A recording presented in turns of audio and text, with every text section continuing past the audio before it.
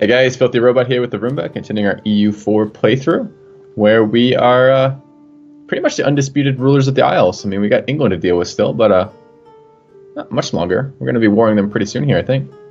Yeah, this is a new session. I always I always feel it's important to mention that whenever we start a brand new recording block, because for me at least, my first episode back into a session is always like I play a lot slower because I'm like doing that thing, right, where I'm going through the motions. Like, okay, where is this campaign? And I remember. Do you remember what happened last episode? No idea. Couldn't tell you. All I know is that we won a war with Denmark. We have a coalition, and I think rebels is what I remember. Lots of rebels. And the rebels truce coming up everywhere. And the truce came up with England, but we can't act on it because of the rebels. Is that your memory where we're at? Yeah, I think we weren't quite ready to go with them. And were France and England? Did France and England make peace, or are they still warring? How do I tell that? So I just clicked on France. Can I tell they're active wars? Yeah, just right-click on them, and you're looking at the diplomacy list, and you can see the top row right now is truces. If he was in a war, the top row would be a war. Okay, so France lost the war with England. That's what happened. That's right. He gave up a province, and I think he also had to give up war refs or money or something, which is really, really funny considering that he was the aggressor. So weak right now. He was the aggressor. Yeah. Oh yeah, that's right. We were hoping to use France. We have favors built up with France, and we wanted to use them before we ditch them. Yeah. But then, oh, that's right. Now I remember. We still actually have this potential union over Bohemia, which is nuts because this guy's been heirless for like 10 years now, which is statistically unlikely. Yep. And a looming disaster, apparently. Okay. What's going on? And why do we have Bohemian? Oh, the Bohemian rebels. Bohemian. Okay, I see. Bohemian rebels? What? Yeah, Bohemian noble rebels in Bohemia. Oh, right. Yeah. So we're allied to him, so we have vision over his territory, and he has rebels. That's the only thing that's happening there. Yeah, it took me. I was trying to figure out. It took me. You know, I was interested when I saw a red army. I'm like, we're not at war with anyone. What the hell's going on? So now I know. Okay. Mm-hmm. Yeah. Okay. Well, Lithuania has no heir. It's pretty unlikely that anything could happen there, but the Jagiellonian dynasty is generally pretty prolific, in my experience. But he's 19. We could try to improve relations with him. There's a small, long-term, long-shot chance we could maybe do the same thing we're doing with Bohemia. But who knows? That might just jinx our plan with Bohemia, so maybe we should just leave it alone. How about we just unpause the game and see what happens? I kind of want to take a mission. Oh, okay. I kind of want to take Conquer Derbyshire. How do you feel about that? I feel pretty good about it. However, I do know from experience that even though there's a goddamn E in that word, it's not Derbyshire. Or Derbyshire. Right, Derbyshire is only, yeah. I don't understand the English, or the English language in general. Makes no sense to me. I almost have no interest in learning the names, in some sense. There's too many of them. Like, if I were to be correct on every single province name for the rest of time in EU4, I would die before I got them all right. You know what I mean? Like, yeah. It's just comical to me that it's like, you know what? We're going to spell this word with an E, but then we're going to correct everyone who ever tries to pronounce it with an E. Well, if you didn't want anyone to use an E, why don't you just use an A? Why don't you just spell it D-A-R-B-Y? Like, what? I mean, how hard is that? I know you're making a point, but I assume that is a historical, you know. I don't care about history. I play history. Fucking EU4. I play history games for a living. That doesn't mean I care about history. What are you talking about? Willis? What is that from, by the way? No, not.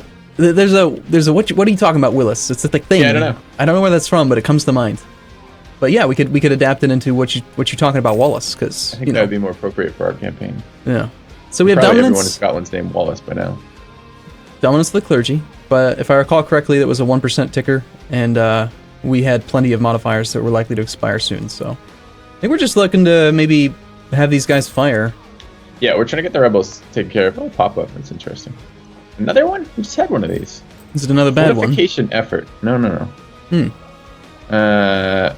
Probably a different province. Yes. What did you call it? Scone? I believe it's Scone, or it's like Scone or Scone or Scone. It's definitely not the A, because the A is wrong and it's got a little O thing on top of it.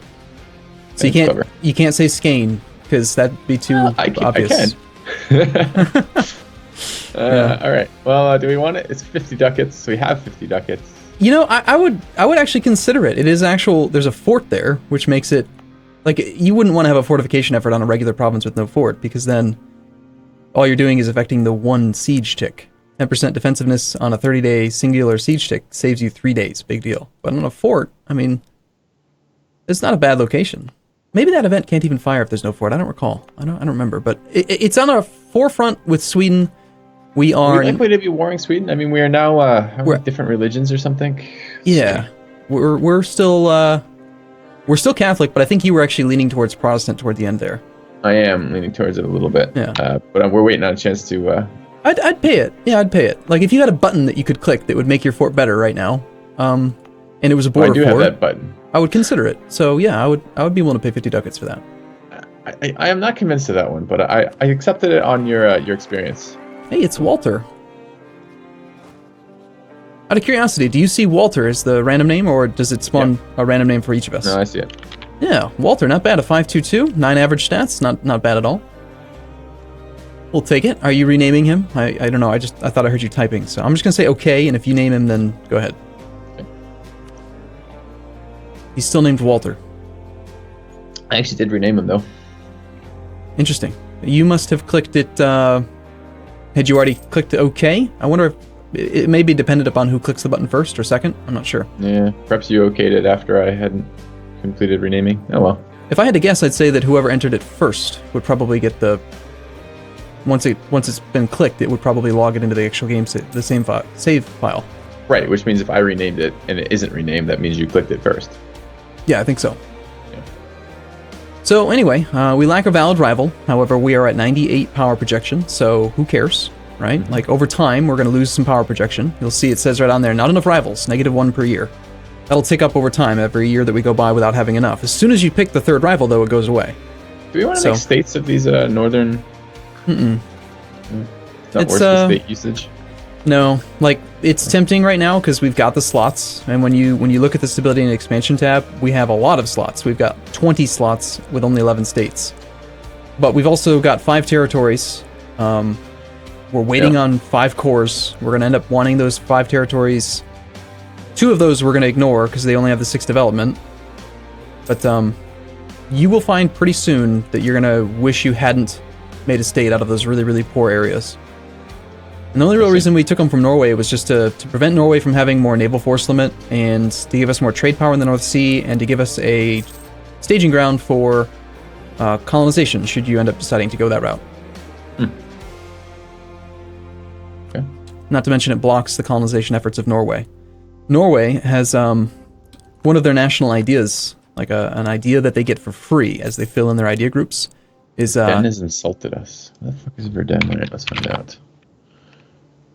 Verdun is one of the little one-province miners, I think, in the Lübeck node, or... They're very confident to be insulting a great power. That's true.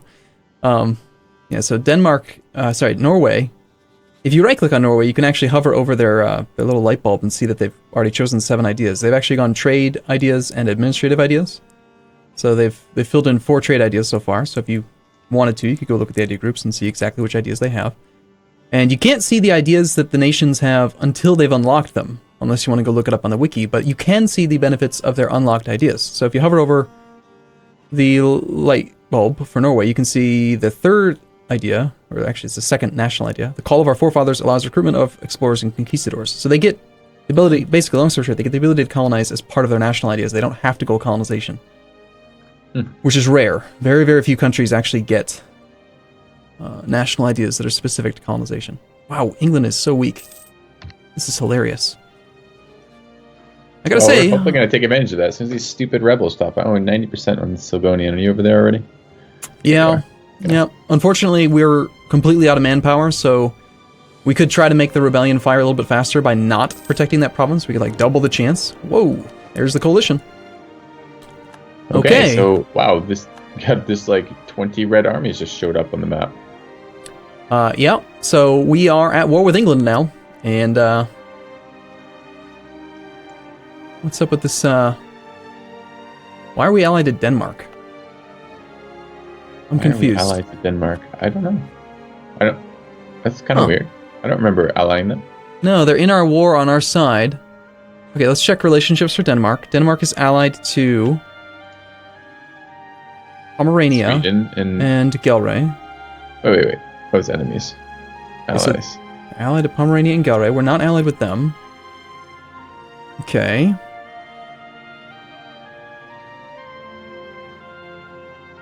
Okay, so Bohemia is a direct alliance. I understand that connection. France is our ally. Denmark and Norway are confusing me slightly. Provence, Sweden. We're allied to Sweden, so that one makes sense. France is not allied with those guys. I am a little confused to see Denmark and Norway and Provence on our side. I don't really quite understand why they have done this. Could it be some sort of, like, can you force a guy, when you peace them, to, like, respond to, like, your aggressive attacks against you or something? Could it be some bizarre, like, truce? Or, like... No. The only thing that's coming to mind is could one of them potentially have taken Defender of the Faith? And I don't think that's the case. We should have a very long truce with Denmark right now, so they couldn't have been in the coalition. I don't know. You know, it'll probably strike me like in an episode or two, and I'll just realize something dumb that I've done. Will you tell me when that happens? Because I have no fucking idea why they would be allies with us. Yeah, I mean, we just took all their land. But yeah, they've got a 5-stack in Lübeck, and it's about to get stack wiped. Anyway, so we're going to have I want to turn on some forts. That actually happened automatically because of the... Oh no, not automatically. We've had them on because of the rebel chance. They've already been on. But isn't London not on right now? True. Yes, you should probably turn that one on. Okay. So I think pretty much have to ignore the Sligo rebellion for now and go fight the English army right now. We're also going to want to... We're going to have to park our navy somewhere. Our navy's decent right now. Should we try... I mean, I feel like it might be worth right now investing in some navy. Yeah. So, I mean, we have no more manpower, and our army is good, and our tech level is okay, but there's a lot of troops that are going to be coming in. They'll just wear us down on manpower right now, right? Mm-hmm. Yeah, I mean, we have 0 manpower right now. We're gonna end up ridiculous. We're gonna come out of this war either with debt from mercs or with very, very little of our army. And actually, we only have 25 out of 64 force limit right now. We're not even at like half army size. So yeah. Okay, let's slow the game down. We'll go on speed 2, and let's go see how we look fighting the English. He's on military... anything we could do for the nobility? So if we gave the nobility... I would like to raise additional levies. Kind of be useful right now. Sure. But we would lose 15 loyalty with them, and their loyalty's already poor. What we're going to do is... The only way I can think of giving them loyalty is to give them land right now. It's the only interaction that works, right? To raise loyalty directly outside of... the prestige sack, where you can sacrifice 5 prestige for a diet. But that's like once but we can't even do that. Yeah. It's blocked until 4 more years. Yep. So yeah, granting them territory or random event would be the only ways to get that. All right. Then it's not gonna happen. Now, one thing to consider is that they're currently disloyal. Mm-hmm. If you were to demand the manpower anyway, they're still going to be disloyal.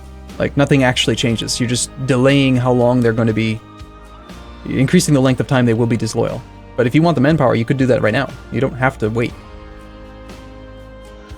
Well, it's interesting. I kind of wish we'd taken... I guess the main tower recovery missions, we wanted a ton of it. There's no other way to get manpower. We can merc, right? Okay. I guess I don't care that much. Let's give it a little bit of time, and we can make a decision. I mean, does it tick back faster based on how low it is, or just ticks back at the same rate as long as it's negative? Or as long as it's below 50, rather. Yeah, until you hit the max manpower cap, which is 10 years of your manpower, then you just recover. Oh, there is a downside then. Okay, because if we let it tick normally up to 40, we'll lose the -10 malus, right? For manpower recovery, because we have one of those because they're disloyal, right? Yes. Okay, I see where you're coming from. However, if you actually take the time to do the math, which I've done a couple times, I'm not going to do it right now because I can't tab out because of my recording setup at the moment, but the 5,000 manpower that you would gain from taking the decision is more manpower than you would have gained over the next X number of years if you had gotten rid of the malice in favor of the bonus. Yes, no one's denying that, but the very long term, like, we can do more things with... The very long term is if we don't need this manpower, we would like to keep the benefits of the nobility going as soon as possible so we can use them for other things, right? Yeah, makes sense. Right. Yeah, I think for now... I agree, it's going to be a long payoff before that 10% equals 5,000. Yeah. I very much agree. We're going to end up needing to merc up, most likely. So one thing that's still a little bit frustrating for me is just the fact that we still can't see... I keep forgetting. Every time we sit down for a new session, I always forget. This whole information is hidden in multiplayer thing. I don't know for sure if that is even required to be there. On the war overview I'm talking about, where you can't see the troop counts on their side, you can only see it on our side. It's a very, very common screen for me to look at. As soon as a war breaks out, I always do a visual assessment of like, who has the most troops. How bad is it? Are they going to be able to, are they trapped on an island? Are they restricted by it just feels like it'd be a monumental task right now because there's so many fucking guys in that war against us, right?